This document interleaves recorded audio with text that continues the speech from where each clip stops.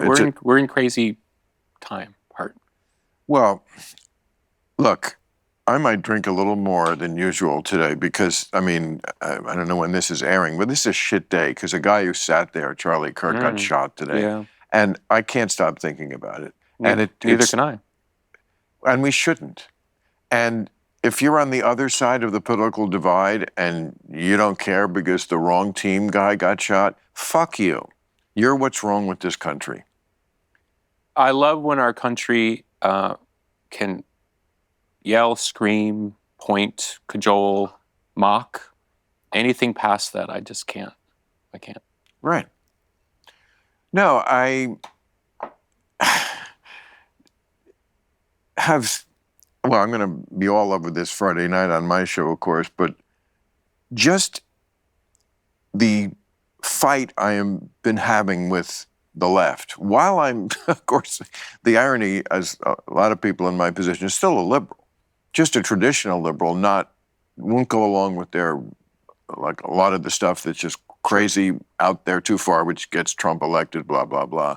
As I always say to my woke friends, we voted for the same person. You're just why she lost. Oh, I get it. Okay. Took me a second. Sorry, I had to absorb that. Okay. You know, they're the people who don't want to talk. It's my main issue with them. And Charlie Kirk was a guy who, like, he was always talking. And I talked to him here. You know, the right-wingers say what you want about them, but they talk to you. They're not into this leftist think. The left really has much more of a, I don't talk to you, I don't want to deal with you, you're deplorable, I can't break bread with you. Yeah. That attitude, and like all the right-wingers, they don't have that attitude. Now, again, I didn't vote for them. And Charlie Kirk and I certainly don't agree on much politically. But he sat here, he's a human being, he's not a monster. And a husband and a father. Yes. And I liked him. I liked them all. They're all nice people when you meet them in person. And they're not as crazy as they would, nobody's as crazy as they make them out to be. And we're never going to solve this unless it begins with both sides agreeing we both do it. You know, the right absolutely is full of. Well, violence has to be off the table. It's just right. It can't be well in this instance, or I can't. You just can't. And maybe people aren't sophisticated enough because they don't really know the world. And I'm not just talking historically. I mean, the world. It's a complicated world, and if you've traveled at all, you become grossly aware of how different the world is outside of America. And if you've been anywhere where sectarian violence has been part and parcel of the history, you know, that stuff doesn't go away on one election cycle. You're talking to people who, like, you know, it's going back hundreds of years. You know, Sarajevo. Sure. I mean, a guy works for me who's literally in America because his family he had members of his family murdered during that whole, you know, that, I don't even know what you call it, because we tried not to call it a war. But I'm saying the Balkan Wars. Sure, but I'm saying, you don't forget the propaganda of the time, you know. But I mean, in the 90s, I mean, you mentioned sectarian. Okay. Sarajevo, when it was Yugoslavia, was a city of Muslims and Christians. It was in the It hosted the Winter Olympics. And 8 years later, people were getting shot when they went out to get milk because there were snipers. Yeah. It is not crazy to think that something similar could happen here. I mean, people have been talking for a while about a low-grade civil war. This is what it means to start one. And like I said, both sides, you mentioned political violence. At the State of the Union, Biden's last one, he said political violence has no place in our society, something like that. And the Democrats all stood and clapped, and the Republicans sat there like, and it's like, really? You can't applaud for that, you fucking assholes?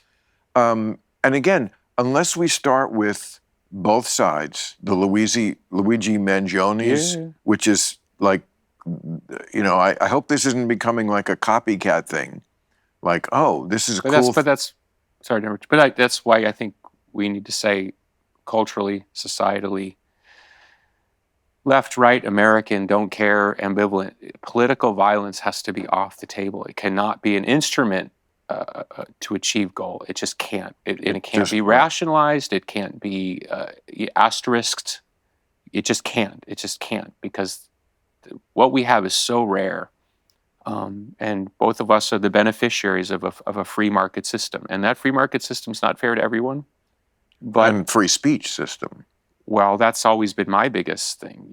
Anytime I've ever stepped in the political arena, and it's been very, very brief, I've always made the same point. As an artist, if I don't stand for free speech, I mean, what do I stand for?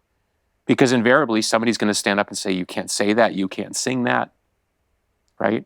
And we do have limits, as we should, which is something that is directly threatening to, specifically to a person, or inciting violence very specifically.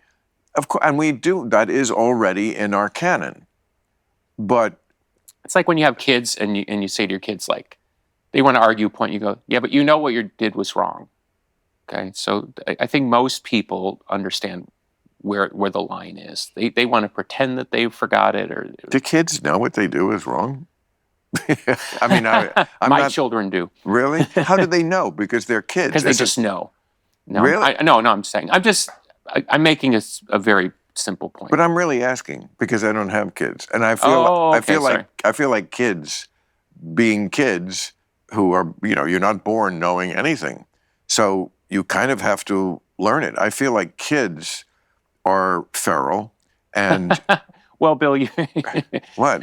Well, you don't have kids. I'm saying is I don't think they're as feral as you think they are. From when I am out in public, yes, and like many times over the years, like going into a hotel, say, yeah, and there will be kids that coming through in the lobby or something, or when you're going up to your room in the hallway. No, they're feral. They are absolutely feral, and they also are born without any sense of right and wrong. Did you ever read Lord of the Flies? Of course, yeah. Okay, Lord of the Flies, great book. And it's about kids who, what are they, on a desert island or something? And it just shows how feral they are and atavistic, and how awful they are to each other, because you have to be taught to be a good person. I don't totally agree with you if you want to. Well, tell me. Okay. My sense of it is, and I go back to my own relationship to myself as a child, which was complicated, but what I tried to talk to my kids about was, when you did that, did you feel good or did you feel bad? And that's what I mean about a sort of innate sense of right or wrong. Like they know deep down that, even no matter how they justify their behavior, and oftentimes they have a good, he stole my toy, that type of thing. But deep down they admit that they don't feel good about what they did. And I think that, to me, is the delineating point that says, on some level, humans are hardwired to have some innate moral sense. That's just my take. Then why are so many of them incorrigible schmucks? Why is there so much evil in the world? Why is there so much crime? Why is there so much merciless activity wrought by one human being onto another? Man's inhumanity to man, we all know that phrase. Where does that come from? Yeah, I mean, I tend to default to, there are systems in place that want to exploit human decency. In essence, if you can separate a human from their own decency, well, there's a lot of money to be made.